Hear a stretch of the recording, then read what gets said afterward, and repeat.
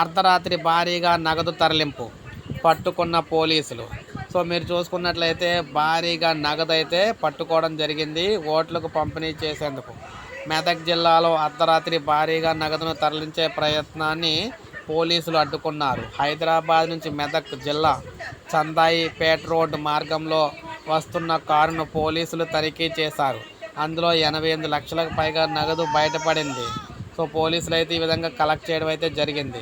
ముసాయిపేట మండలం పరిధిలోకి చాందాయిపేట రోడ్ మార్గంలో వెళ్తున్న సమయంలో ధనలక్ష్మి రైస్ మిల్లు దగ్గర తూఫాన్ డిఎస్పి ఆధ్వర్యంలో వాహనాల తనిఖీలు చేపట్టడం జరిగిందని రామయంపేట సిఐ చేగుంట ఎస్ఐలు అయితే ఈ విధంగా తెలిపారు. ఈ సమయంలో అటుగా వస్తున్న కారును తనిఖీ చేశామని, కారులో భారీగా నగదు లభ్యమైందని తెలిపారు. 88 లక్షల చిల్లర నగదు పట్టుబడినట్టు కూడా తెలిపారు. ఈ విధంగా ఎక్కడికక్కడ తెలంగాణలో మరికొన్ని గంటలే ఉన్నాయి కాబట్టి ఓటర్లకు సంబంధించి తరలించేందుకు ముఖ్యంగా ఇలా పట్టుబడుతూ ఉన్నారన్నమాట. సో అందులో భాగంగా బాగా నగదైతే పట్టుబడుతుంది తెలంగాణలోని.